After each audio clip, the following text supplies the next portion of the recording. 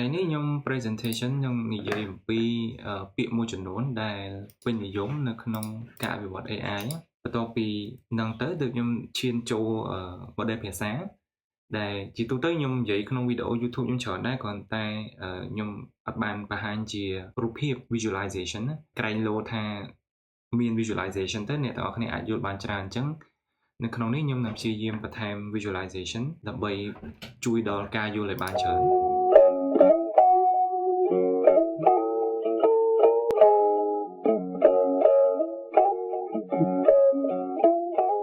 អូខេអញ្ចឹងចំពោះបច្ចុប្បន្ននេះគឺយើងប្រើប្រាស់កុំព្យូទ័រដើម្បីឲ្យជួយធ្វើការជំនួសមនុស្សហើយតែការងារហ្នឹងទាក់ទងជាមួយនឹងផ្នែក digital ដូចជាការទាយថ្នាក់រូបភាពដែលឃើញរូបភាពក្នុងឧទាហរណ៍នេះយើងមានរូបអញ្ចឹងឧទាហរណ៍ដូចជាលេខ4លេខ1លេខ0អញ្ចឹងយើងចង់ឲ្យកុំព្យូទ័រធ្វើជំនួសយើងដោយសារតែបើយើងធ្វើឧទាហរណ៍ថាបើមាន1លានរូបអញ្ចឹងយើងនឹងអង្គុយ classify ម្ដងមួយនោះវាអាចយូរតែបើយើងឲ្យកុំព្យូទ័រធ្វើជំនួសយើងចំណេញពេលធ្វើអីផ្សេងហើយកុំព្យូទ័រ process រូបទាំងអស់ហ្នឹងទៅអញ្ចឹងរូបភាពនេះអាចថាជាទំហំគណិតវិទ្យាជា matrix 01អីហ្នឹងកន្លែងពណ៌សលេខ1ហើយកន្លែង pixel ពណ៌ខ្មៅគឺលេខ0អីចឹងទៅហើយ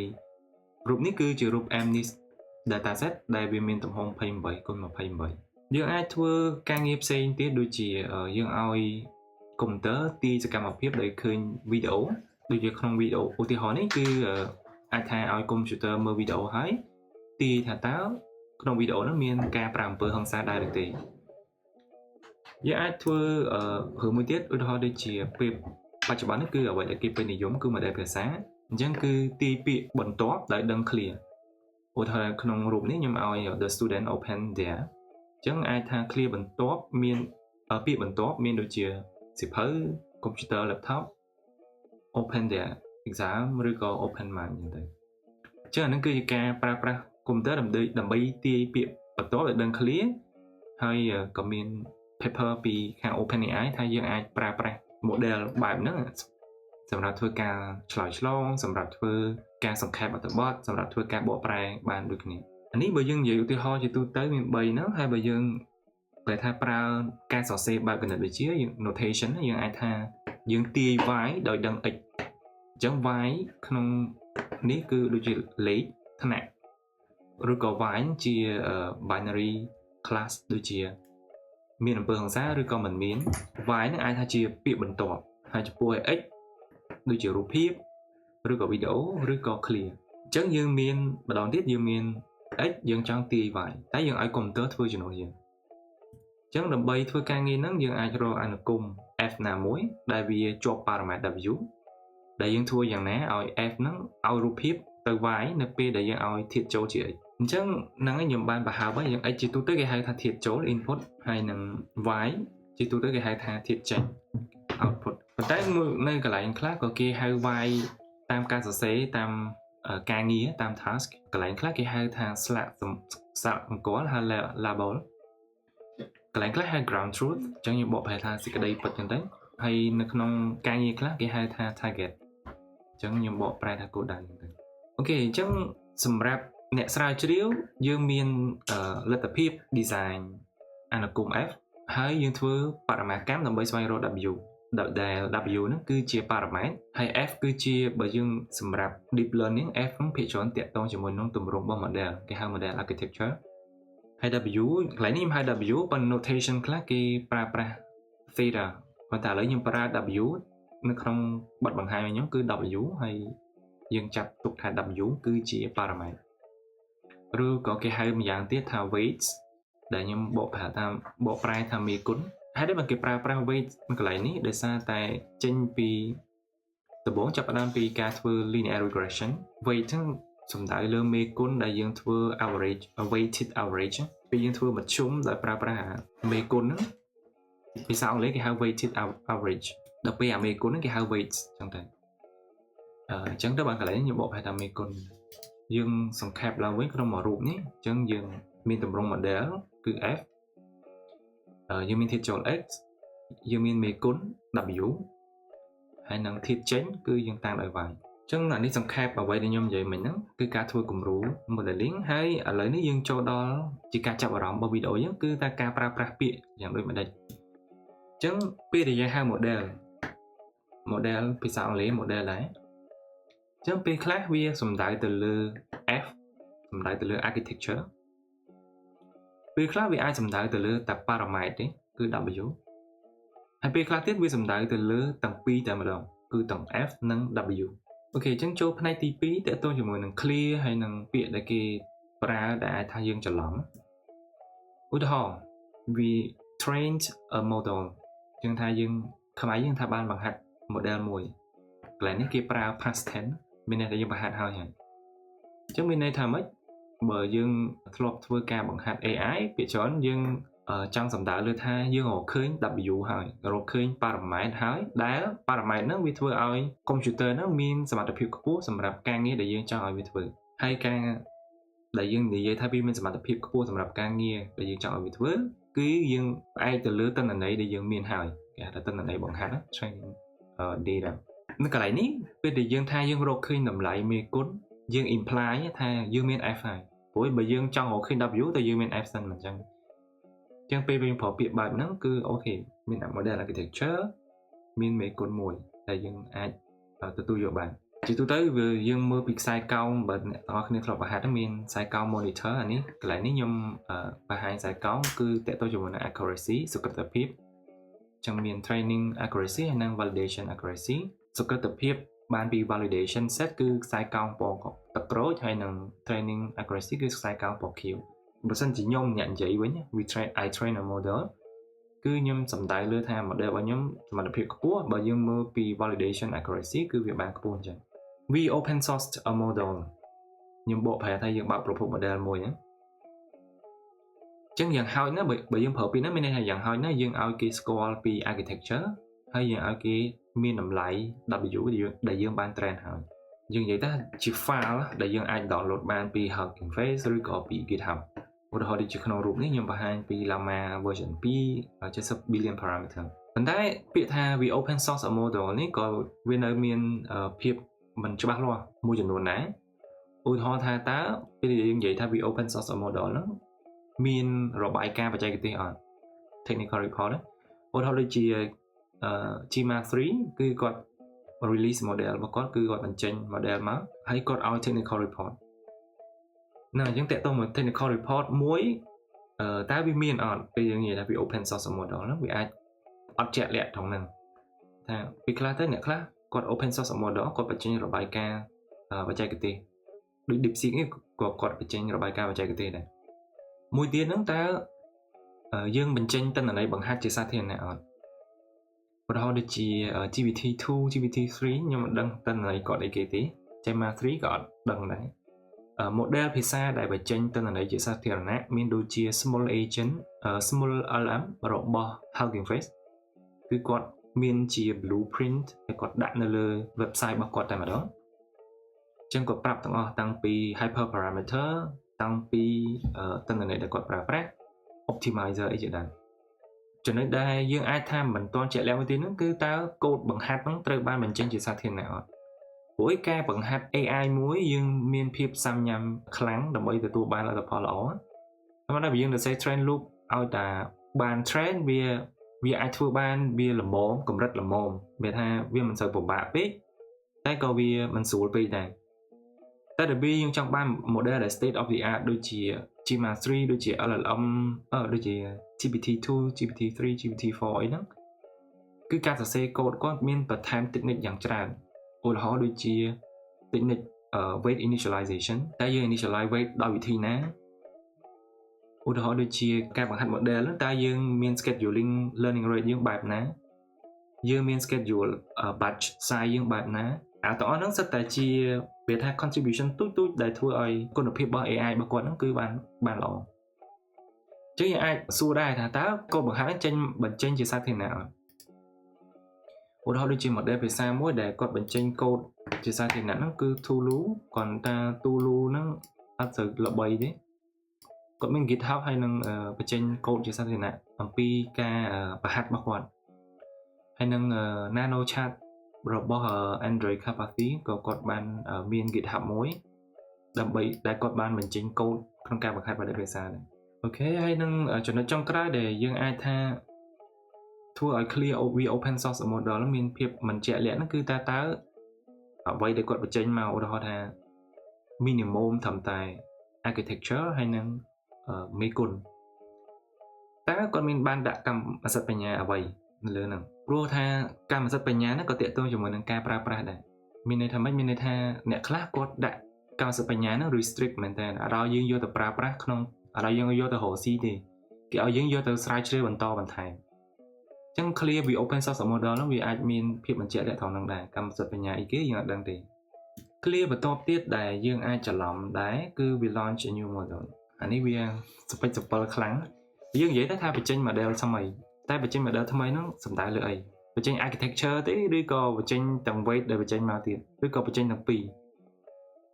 បើយើងមើលនៅក្នុង LLM architecture មានច្រើនដូចជា GPT-2 Llama architecture គាត់ប្លែកៗណាហើយយ៉ាងទៅយើងថាអូខេបញ្ចេញ launch new model នោះអាចថាបញ្ចេញទៅធំ architecture ទេហើយណាគេចង់បានយកអានោះទៅប្រើអាច train អាចបង្ហាត់ដោយប្រើប្រាស់ architecture បែបហ្នឹងឧទាហរណ៍របស់ខ្ញុំខ្លួនឯងវិញគឺត្រយង LM ហ្នឹងក៏ខ្ញុំគេថាបញ្ចេញតែ code design architecture ដែរអត់មាន weight ទេតើដល់ពេលយើងយកទៅប្រើតើយើងយកទៅបង្ហាត់សិនបង្ហាត់លើទិន្នន័យផ្ទាល់ខ្លួនទើបយើងអាចមាន weight ហើយយើងអាច deploy វាបានគ្លីមួយទៀតដែលយើងនិយាយថា I download a model អានេះយើងស្រួលទេទៅពិបាកទេយើងទាញយក model មួយយកមកប្រើអញ្ចឹងបើយើងប្រើ clear ហ្នឹងមានន័យថាយើងអាចប្រើប្រាស់ model ភាសាហ្នឹងសម្រាប់ការងាររបស់យើងបានអាហ្នឹងបើខ្ញុំលើកឧទាហរណ៍ model ភាសាបើលើកឧទាហរណ៍ model ទាក់ទងជាមួយនឹង component ដោយ computer ឧទាហរណ៍ដូចជាការទាញយក weight របស់ YOLO small ឬក៏ការទាញយក weight របស់ data ResNet 50អីចឹងទៅអញ្ចឹងបើយើងប្រើភាសាហ្នឹងមានន័យថា weight យើងមាន architecture យើងដឹងហើយយើងអាចបើយើងមិនដឹងក៏យើងអាចឲ្យកុំព្យូទ័រយើងប្រើប្រាស់ weight ហ្នឹងដើម្បីសម្រេចការងារយើងបានដែរបើចំពោះ model ភាសាវិញ platform ខ្លះគឺគាត់ឲ្យទាំង F ទាំង W ទាំង architecture ទាំងមេគុណនៅក្នុង file តែមួយឧទាហរណ៍ដូចជា Llama file យើងទាញមកតែ file តែមួយទេ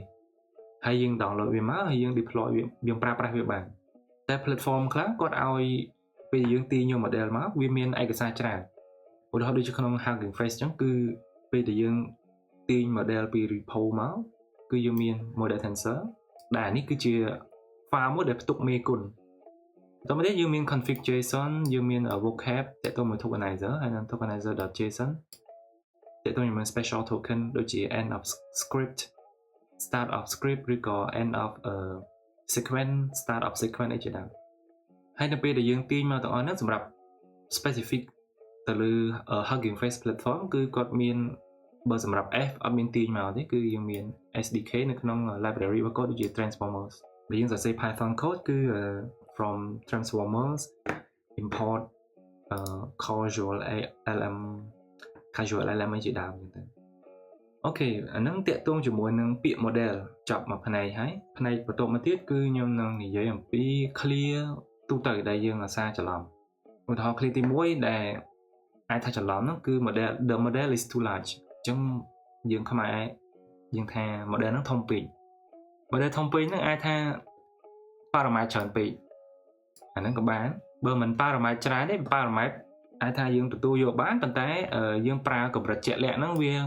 ខ្ពស់ពេកគេហៅថា floating point numbers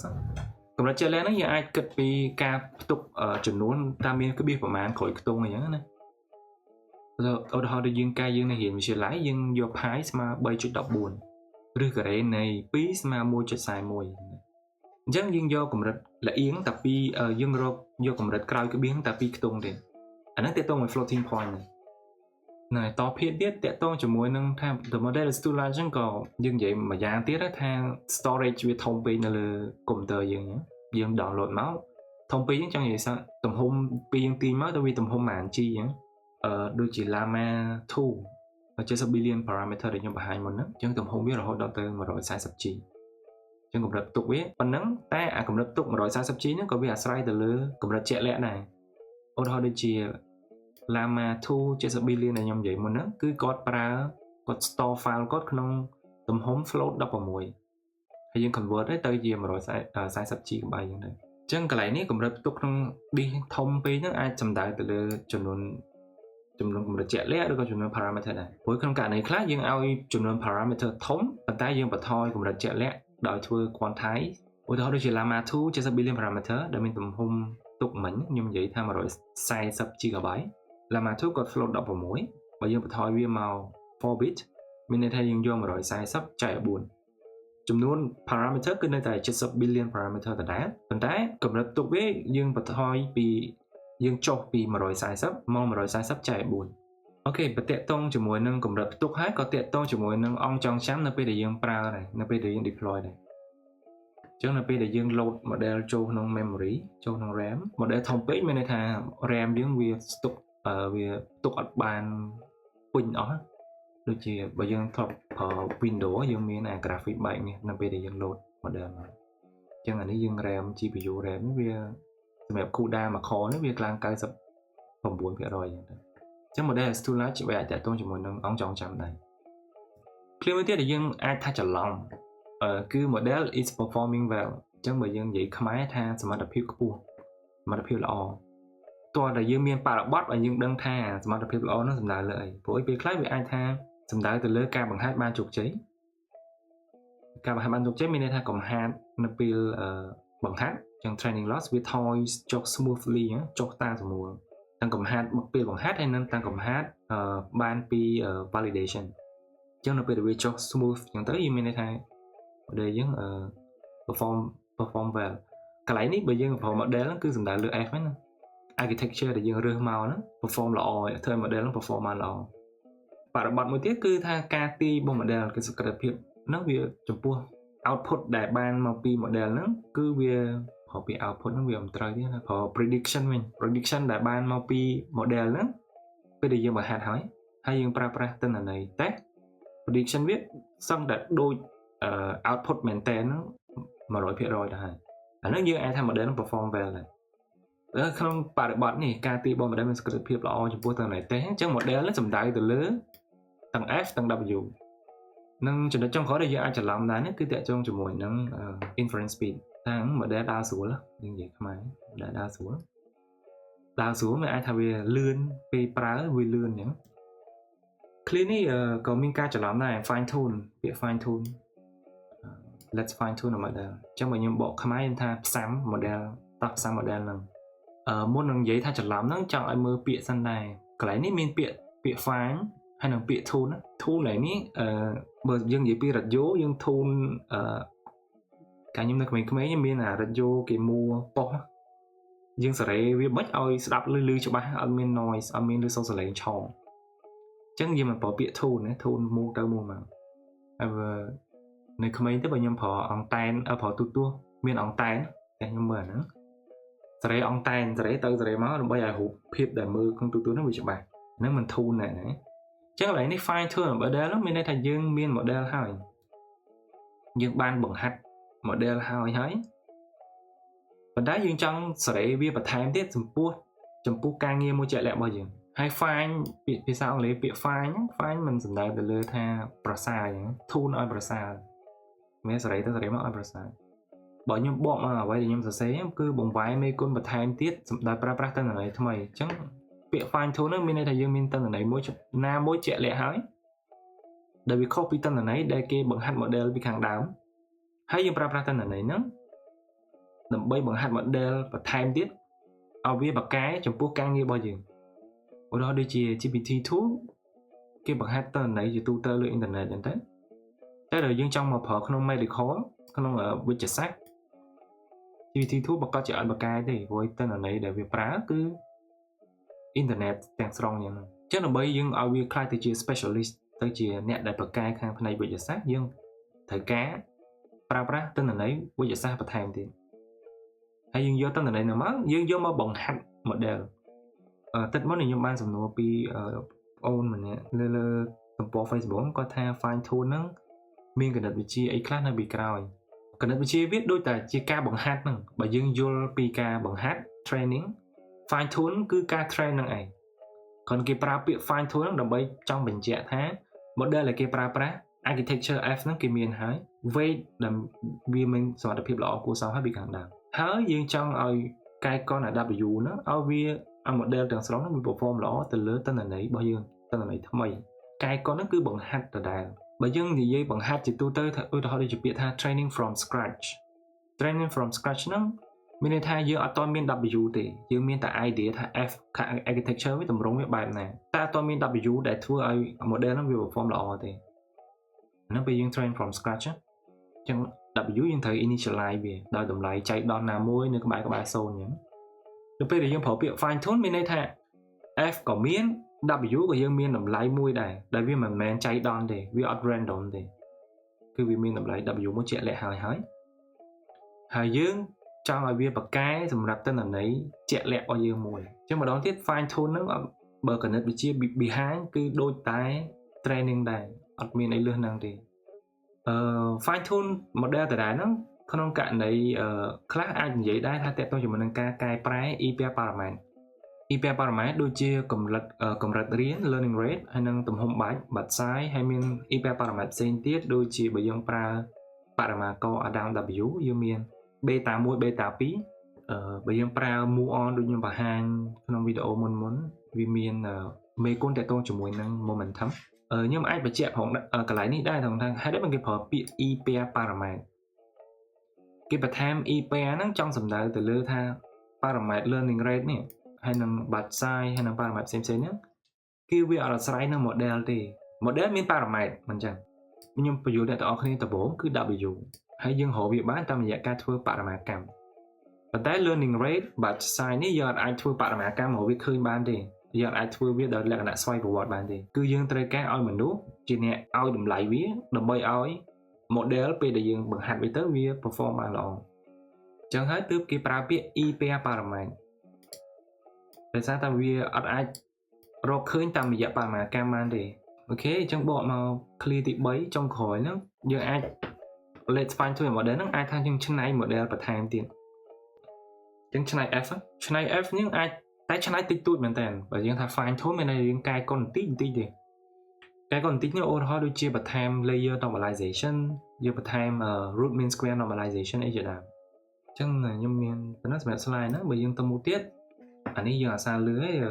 we deploy model បើយើងនិយាយភាសាខ្មែរយើងដាក់ឲ្យប្រើការយើងនឹកឃើញអាចថាទី1គឺយើងដាក់ទៅលើ server នៅលើ internet ចឹងទៅហើយយើងអាច request តាមរយៈ API អញ្ចឹងឧទាហរណ៍ដូចជានេះយើងអាចទៅ terminal command យើងប្រើ command curl អីចឹងទៅកាន់ endpoint នៃ server របស់យើងទៅវានឹង access ទៅកាន់ model ដែលយើង train ហើយយើងដាក់វាឲ្យប្រើប្រាស់អញ្ចឹង deploy model អាចតាក់ទងជាមួយខាងហ្នឹងយើងដាក់វាលើ server ហើយយើងទាញវាយកមកប្រើតាមរយៈ internet បាន clear មួយទៀតដែរគឺ deploy model មានដាក់វាចូលក្នុងកម្មវិធីទូរស័ព្ទឬក៏ដាក់ក្នុង edge device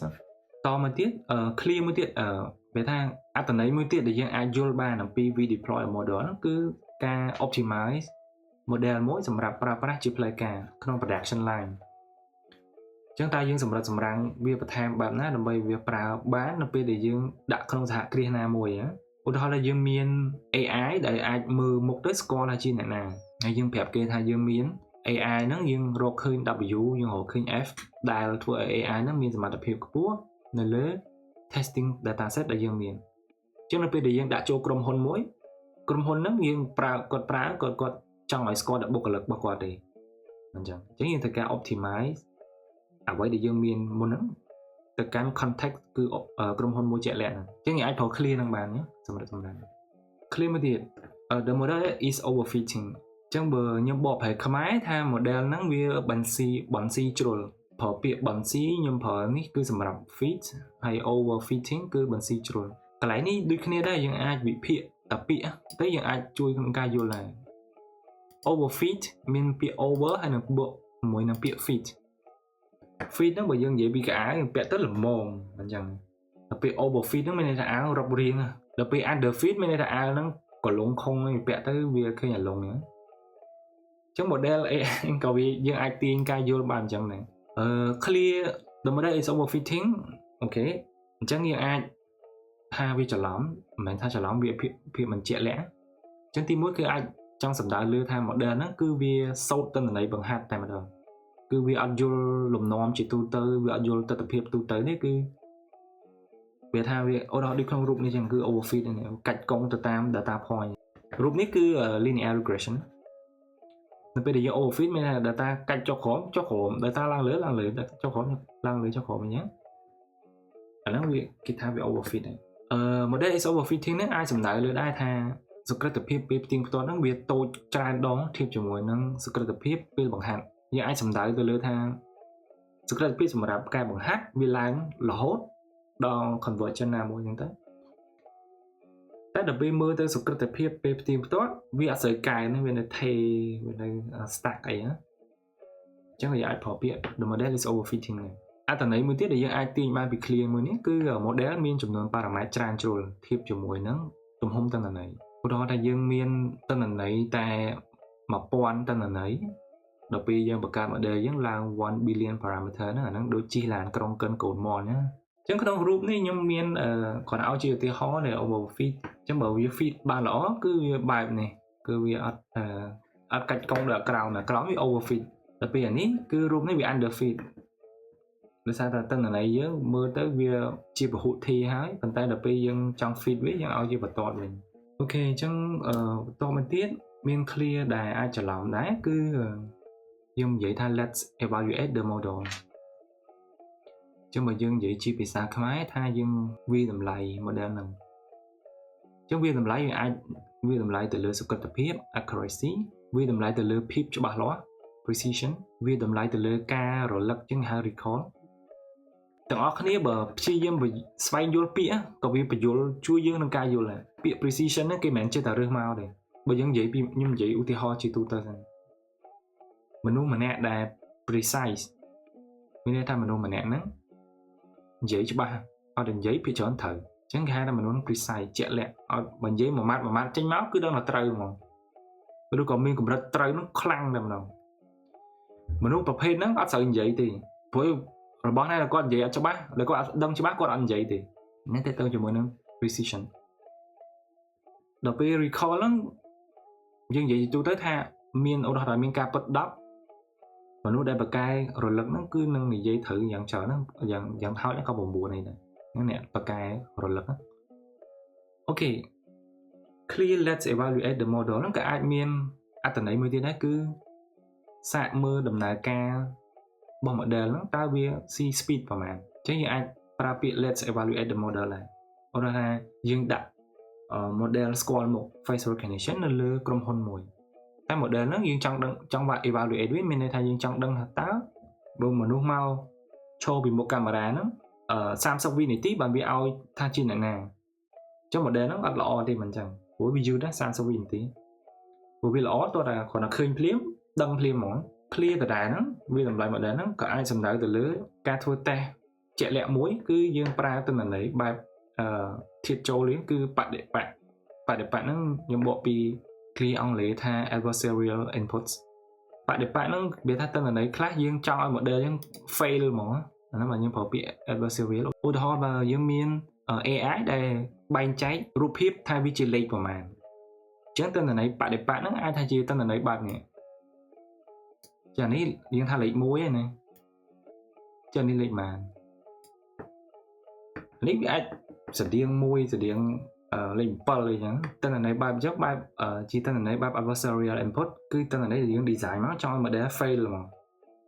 អញ្ចឹងបើ model យើង fail មានន័យថា robustness វាភាពធន់វាអត់សូវល្អទេ clear មួយទៀតគឺ the model is the state of the art ជាថ្មីម្ដងទៀតអានេះយើងអាចវិភាគពាក្យភាសាអង់គ្លេសដើម្បីជួយឲ្យយើងយល់ដែរ state of the art state of the art នេះយើងសរសេរកាត់ថាសូតាបើយើងបកខ្មែរថា model ហ្នឹងឈានមុខគេអញ្ចឹងអាចថាឈានមុខគេក្នុងមានសក្តិភាពខ្ពស់ជាងគេក្នុង benchmark ណាមួយហ្នឹងឧទាហរណ៍យើងក្នុង graphic នេះគឺវាថាគេវាស់ស្ទង់សមត្ថភាព GPT 4o O1 Sonnet Cloud Sonnet 3.5 ហើយនិង Gemini 1.5 ដែលមាន benchmark ខុសៗគ្នាហើយគេវាស់ accuracy របស់វាយ៉ាងដូច model state of the art ហ្នឹងក៏អាចសំដៅទៅលើ architecture ដែរ architecture ចុងក្រោយបំផុតយើង clear មួយទៀត let's load the model អញ្ចឹងសាក model ហ្នឹងវាច្រើន load model មានន័យថាយើងបញ្ចូលតម្លៃ បញ្ចូលតម្លៃមេគុណហ្នឹងបញ្ចូលតម្លៃមេគុណដើម្បីយើងចាប់ផ្ដើមធ្វើ trend ឬក៏ធ្វើ deploy អីហ្នឹងទៅចឹងបើយើងនិយាយពីរូបភាពនេះទាំងអស់គ្នាបើធ្លាប់ប្រើ terminal យើងវាយក្នុង Linux យើងវាយ htop command ទៅយើងទទួលបាន graphic ដែលនិយាយពី CPU យើងមានប្រមាណ memory យើងកម្រិតណាអីចឹងហ្នឹងតកតងជាមួយនឹង model ភាសាចឹង model ភាសាដូចគ្រាន់តែជាការ design F ហើយនិង W ដើម្បីឲ្យយើងឲ្យមក clear ទៅវាទី clear បន្ទាប់ចឹងខ្ញុំគូបង្ហាញបែបចេះ function គឺយើងដដែលទេ F នៃ x W ស្មើ y ហើយខ្ញុំគូបើយើងគូជា visualization យើងមាន x ចូលមកក្នុង model ហ្នឹងហើយវា output ជា prediction តើតម្លៃ y ហ្នឹងគួរតែស្មើអីគេmodel ភាសាទីពាក្យបន្ទាប់ដែលឃើញ clear ឧទាហរណ៍និយាយឲ្យ clear ខ្ញុំទៅសាលាជា input x នេះហើយយើងប្រាប់ model ហ្នឹងថា generate មក generate 10ពាក្យបន្ថែមទៀតមកអូខេអញ្ចឹងមាននឹងអីកើតឡើងនៅខណៈជំហានទី1 model ហ្នឹងមើល run process មាន weight load ហើយហ្នឹង run process ទៅទីពាក្យបន្ទាប់ហ្នឹងថារៀនអញ្ចឹងជំហានទី1ទីថារៀន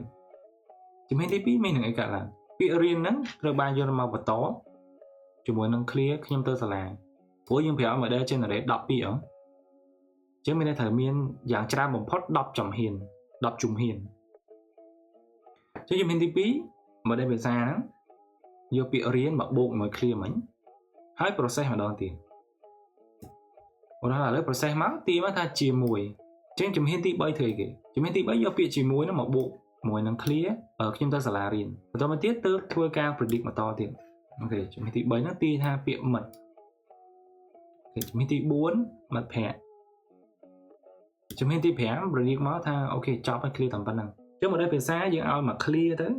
ហើយយើងប្រាប់វាថា generate បន្តមកយ៉ាងច្រើន10ពាក្យមកចឹងវានឹង generate មកយ៉ាងច្រើន10ពាក្យតែដល់ពេលវាត្រូវឃើញថា clear ហ្នឹងចប់ត្រឹមប៉ុណ្្នឹងហើយគឺវា generate end ហ្នឹងទៅឥឡូវបន្តមកទៀតខ្ញុំអាចថាបញ្យល់រៀង zoom បន្តិចព្រោះមានគ្នាយើងសួរខ្ញុំដែរថាបងគឺយើងឲ្យពាក្យជាអក្សរទៅហេតុអីបើ model មើលយល់ model ធ្វើការតែជាមួយលេខទេហ្នឹងអញ្ចឹងដើម្បីឆ្លើយសំណួរហ្នឹងខ្ញុំនឹងធ្វើការវិភាគបន្ថែមទៀតទៅលើស្រទាប់2គឺស្រទាប់ embedding ហើយនិងស្រទាប់ linear output គឺ element head ដែលខ្ញុំអាសានិយាយគឺhead នៅចុងក្រោយពណ៌បៃតងនេះអញ្ចឹង model ភាសាវាជាបណ្ដុំនៃtransformer ដែលមានទម្រង់ជា decoder អញ្ចឹងមាន embedding layer មកមាន decoder 1 2 3 4 5ដល់ n ទៅហើយបន្តមកទៀតបានចុងក្រោយគឺយើងមានជា element head ដែលនឹងឲ្យជា prediction ថា clear បន្ទាប់នឹងជាអីគេអូខេអញ្ចឹងយើង zoom កន្លែងនេះអញ្ចឹងពេលយើងឲ្យ clear ខ្ញុំទៅសាលាតើមាននឹងអីកើតឡើងមុននឹងចូលដល់ embedding layer យើងមានដំណាក់កាល2ទី1គឺយើង tokenize ទី2គឺយើង encode tokenize ហ្នឹងយើងធ្វើអីគេ tokenize ហ្នឹងគឺយើងបំបែក clear ចូលមកឲ្យទៅជាពាក្យឬក៏អង់គ្លេសថា word ឬក៏ subword ក្នុងនេះខ្ញុំឲ្យឧទាហរណ៍បំបែកទៅជា3ពាក្យតែម្ដងដែលខ្ញុំហៅវាថា x tokens អញ្ចឹងមានពាក្យខ្ញុំទៅសាលាដំណាក់កាលទី2ទើបយើងធ្វើ encode តើពាក្យខ្ញុំនឹងគួរតែឲ្យលេខប្រមាណគួរតែនៅលេខរៀងទីប្រមាណនៅក្នុងការគិតរបស់យើងព្រោះថាក្នុងនេះខ្ញុំឲ្យខ្ញុំនឹងគឺលេខទី10អញ្ចឹងខ្ញុំគឺ token ចំណែកឯលេខរៀងរបស់វាគេហៅថា token ID អញ្ចឹងខ្ញុំលេខ10ពាក្យទៅអញ្ចឹងលេខរៀងរបស់វាគឺ1293ពាក្យសាលាលេខរៀងរបស់វាគឺ4589ពីដំណាក់កាលដំបូងនេះជាទូទៅគឺ process ដោយ program មួយទៀតឬក៏ code មួយទៀតដែលគេហៅថា tokenizer អញ្ចឹងគឺការបំបែកនិងការបំផ្លែងទៅជា token ID គឺត្រូវធ្វើឡើងដោយ tokenizer ចាំមានពីដំណាក់កាលបំបែកហើយនឹង encode អូខេបន្ទាប់ពីបានលេខនេះហើយទើប embedding layer រកតម្លៃ embedding ដែលត្រូវគ្នាជាមួយនឹងលេខហ្នឹងលេខ10នេះដូរទៅជា vector វិញ vector មួយដែលមានចំនួន composer វាគឺស្មើទៅនឹង embedding dimensions លេខ1293យើងដូរទៅជា vector ដែលមាន composer ចំនួន composer ស្មើទៅនឹង embedding dimension ដែរ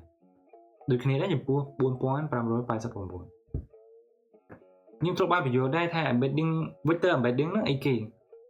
យើងអាចគិតអញ្ចឹងឥឡូវបើសិនជា embedding dimension ស្មើ2ចឹងមានន័យថា vector ដែលចេញមកហ្នឹងគឺមានតែ2 composer នេះបើ2 composer មានន័យថាយើងអាចសម័យបានថាតើលេខ10ហ្នឹងនៅក្នុងប្លង់មួយនៅក្នុងប្លង់ embedding space លេខ10ហ្នឹងនៅកន្លែងណាព្រោះនៅពេលដែលយើងមាន embedding dimension ស្មើ2មានន័យថា embedding space យើងគឺជាប្លង់មួយចឹងអាចយល់បានថា10ហ្នឹងលេខ10ហ្នឹងតើវានៅណាក្នុងប្លង់ embedding របស់យើងហ្នឹងលេខ1293ហ្នឹងវានៅណានៅក្នុងប្លង់ embedding ហ្នឹងបើយើងឲ្យ embedding dimension ស្មើ3ចឹងយើងចូលទៅ space ចូលទៅលំហមាន3វិមាត្រចឹងមានន័យថាលេខ10ហ្នឹងនៅណាក្នុងលំហ embedding របស់យើងហ្នឹងហើយការទុកដាក់ទីតាំងហ្នឹងយើងដាក់វាណាហ្នឹងគឺត្រូវបានធ្វើឡើងដោយបរិមាកម្មអញ្ចឹងវាអាច automatic បានយើងមិនបាច់ឲ្យមនុស្សទៅ design ថាលេខ10គួរតែនៅកន្លែងណាទេយើងឲ្យ model មើលតន្ន័យហើយសម្រេចចិត្តឲ្យខ្លួនឯងថាគួរតែដាក់លេខ10ហ្នឹងនៅណានៅក្នុង embedding space ហើយចំពោះការអនុវត្តជាក់ស្ដែងគេអាចយក embedding ត្រឹម2 embedding dimension ស្មើ2ឬស្មើ3ទេព្រោះវាតូចពេកភាគច្រើនគេយកចាប់ពី384ឡើងទៅមានករណីខ្លះគេយកមក192ដែរប៉ុន្តែភាគច្រើនmodel ភាសាឡើងធំមិនប៉ុណ្ណឹងទេអញ្ចឹងយើងថាបើវាស្មើ2មានន័យថាក្នុងប្លង់បើវាស្មើ3មានន័យថាក្នុងលំហតែដល់ពេលគេអនុវត្តជាក់ស្ដែងគេយកស្មើច្រើនរយអញ្ចឹងយើងសម័យជា space អត់ចេញទេគ្រាន់តែដឹងថាតើពាក្យហ្នឹងវានៅទីណានៅក្នុង embedding space របស់យើងអូខេនៅពេលដែលយើងបាន x embedding ហើយទើបយើង process វាតទើបយើងបោះតកន្លែងនេះគឺ decoding layer បើយើងមើលមករូបនេះគឺបោះចូលមក decoder layer decoder មានច្រើនហ្នឹងមានទី1ទី2ទី3បោះតគ្នាអញ្ចឹងទៅបានមកដល់ចុងក្រោយ LM head ចុងក្រោយនេះចុះ LM head ធ្វើអីគេទី1គឺ output ជា logic បើខ្ញុំឆែកមើលទៅ logic ហ្នឹងគេបកប្រែថាហាងឆេងអញ្ចឹងអាចនិយាយថាតើ token ID មួយណាហ្នឹងមានហាងឆេងប៉ុណ្ណាហាងឆេងចឹងសំដៅលើតើវានឹងគួរតែខ្លាចទៅជា next token ហ្នឹងមានឱកាសស្មើប្រមាណអញ្ចឹង logic ហ្នឹងឧទាហរណ៍ថាយើងមានបើខ្ញុំ plot logic ហ្នឹងក្នុងរូបរបស់ខ្ញុំនេះ logic ហ្នឹងគឺជាក្រាបសសរនេះអញ្ចឹងនេះ token 1 token លេខ0 token លេខ1 token លេខ2អញ្ចឹងទៅ token លេខ3អញ្ចឹងហាងឆេងរបស់ token លេខ3មានតម្លៃអវិជ្ជមានហាងឆេងរបស់ token លេខ1មានតម្លៃវិជ្ជមានតែតូចអញ្ចឹង logic ហ្នឹងវាជាចំនួនពិតអញ្ចឹងពីដកអនន្តទៅបូកអនន្ត linear layer ហ្នឹងគឺវា output តម្លៃចំពោះគ្រប់ token ដែលយើងមានអញ្ចឹងបើខ្ញុំកន្លែងនេះ update របស់ខ្ញុំគឺ token ID token ទាំងអស់ដែលយើងមានគេប្រើពាក្យគេហៅពាក្យបច្ចេកទេសថា vocabulary អញ្ចឹងវគ្គស័ព្ទអញ្ចឹងវា output ជា logic ទៅលើវគ្គស័ព្ទទាំងអស់ដែលមានបន្ទាប់ពី output ជា logic ហើយអញ្ចឹងបើសិនជាយើងបង្ហាត់ model ត្រឹម logic នេះយើងអាចបង្កណនីជា loss function បានហើយយើងធ្វើ back propagation អូខេអញ្ចឹងនៅពេលដែលយើងមាន logic បើសិនជាយើងប្រើប្រាស់ពេលដែលយើង deploy យើងមកហាត់ហើយយើងកំពុងតែប្រើវាគឺគេធ្វើ softmax normalization softmax normalization គឺបើនិយាយភាសាសាមញ្ញថាយើង convert ហាងឆេងឲ្យទៅជា probability ឧទាហរណ៍ថាហាងឆេង token លេខ0វាមានតម្លៃវិជ្ជមានអញ្ចឹងបើយើង convert វាជា probability គឺវាមានតម្លៃតូចអញ្ចឹងនៅក្បែរ0ណា probability វាធំបំផុត1តូចបំផុត0គេ normalize វាដល់ពេល token ID ណាដែលមានហាងឆេងខ្ពស់ជាងគេវាមាន probability ខ្ពស់ដែរហើយនៅពេលដែលគេធ្វើ normalization ដោយប្រើប្រាស់ softmax មានន័យថាអាក្រាបសរសរទាំងអស់នេះដែលអ្នកទាំងអស់គ្នាឃើញពុះបញ្ជូនហ្នឹងវាមិនជាតម្លៃទេ0.5នៅពេលដែលយើងធ្វើផលបូកវាទៅគឺវាស្មើ1អញ្ចឹងគេប្រើប្រាស់ softmax ហ្នឹងគឺដើម្បីឲ្យវាទៅជា probability distribution ក្នុងឧទាហរណ៍នេះខ្ញុំដាក់ថាមាន token សរុប128,000 token អញ្ចឹងបើខ្ញុំដាក់ 123k កន្លែងចុងក្រោយគេនេះតែនេះជាឧទាហរណ៍ណាគ្រាន់តែអ្វីដែលខ្ញុំចង់ឲ្យអ្នកនរគ្នាយល់គឺ concept អញ្ចឹងបន្ទាប់ពី softmax ហ្នឹងមាននឹងអីកើតឡើងត្រូវមានអ្នកធ្វើ sampling គេហៅថា sampler ដើម្បីរើសឧទាហរណ៍នៅក្នុងករណីដែលយើងឃើញនេះមានពាក្យមាន token សំទោសមាន token 423ហើយនិង token 912ដែលមាន probability ខ្ពស់អញ្ចឹង sampler ហ្នឹងមានតួនាទីរើស token មួយដែលចៃដន្យចេញពី probability distribution ហ្នឹងភាគរយខ្ពស់បំផុតគឺរើស token 423ភាគរយខ្ពស់បំផុតបន្ទាប់គឺរើស token 912តែការរើសហ្នឹងគឺរើសដែលចៃដន្យចឹងនៅពេលដែលរើសដែលចៃដន្យទៅមិនដឹងមាននឹងអីកើតឡើងបានជាវាទៅរើសឧទាហរណ៍ថា token 912រឿងបន្ទាប់ទៀតគឺយើងនឹង decode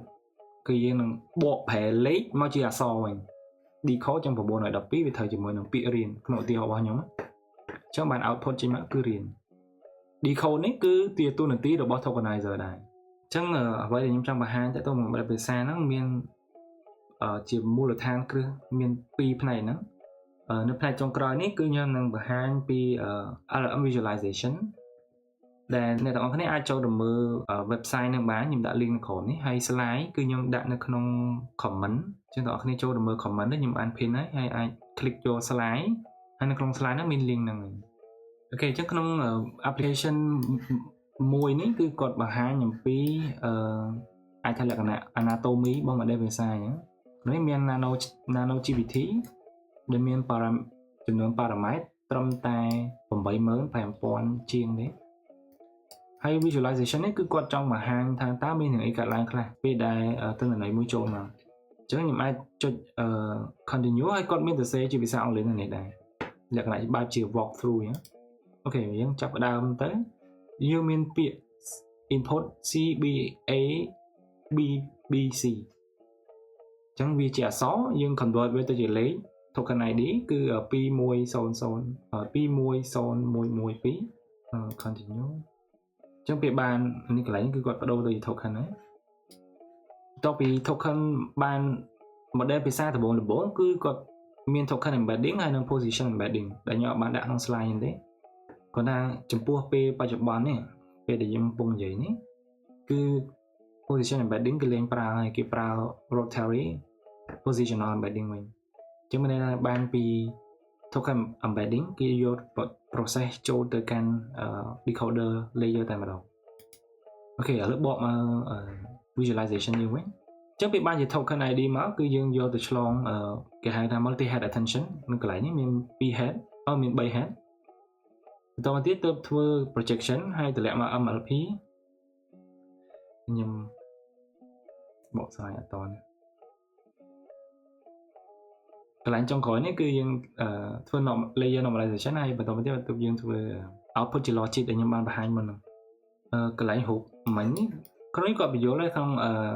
slide ក្នុង web application របស់គាត់ណាអញ្ចឹងក្នុងនេះគាត់ដាក់មាន transformer block ហ្នឹងមានទម្រង់ជា decoder មាន3មានកន្លែងនេះមានកន្លែងនេះនិងមានកន្លែងនេះអញ្ចឹងខាងលើនេះគឺ multi head attention